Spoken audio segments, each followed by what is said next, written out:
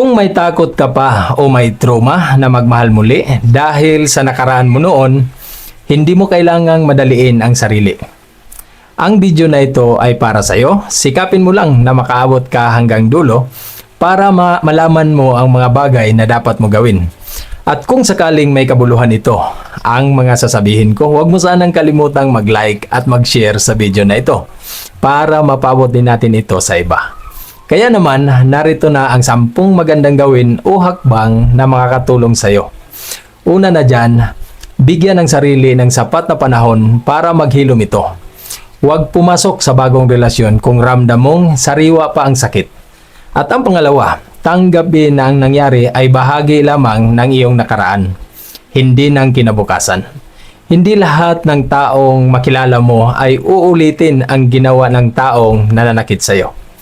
At ang pangatlo, kilalanin mo muna ng mabuti ang manliligaw o magiging partner mo. Obserbahan ang ugali nito, respeto, katapatan at consistency sa loob ng sapat na panahon. At ang pangapat, magtakda ng malinaw na hangganan o boundaries. Huwag agad ibigay ang buong tiwala. Hayaang mapatunayan muna ito sa pamamagitan ng kanyang mga kilos.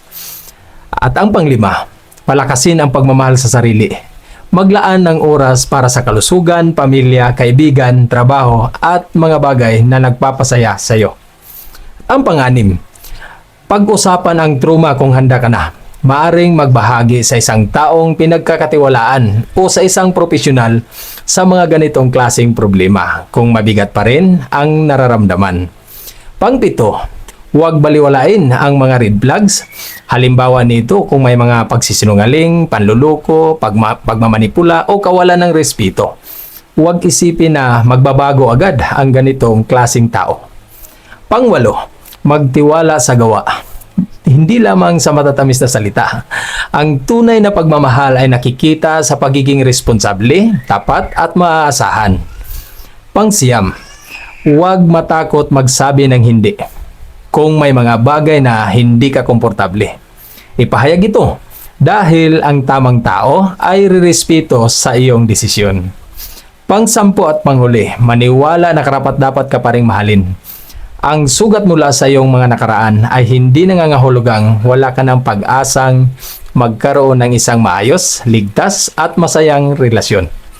Tandaan, huwag hayaan ang taong nananakit sa iyo noon ang magdikta ng magiging desisyon mo habang buhay. Maging maingat, ngunit huwag isara ang puso. Kapag may taong napatunayang tapat, may respeto at may malasakit sa pamamagitan ng kanyang mga gawa sa loob ng panahon, saka mo unti-unting buksan muli ang iyong tiwala.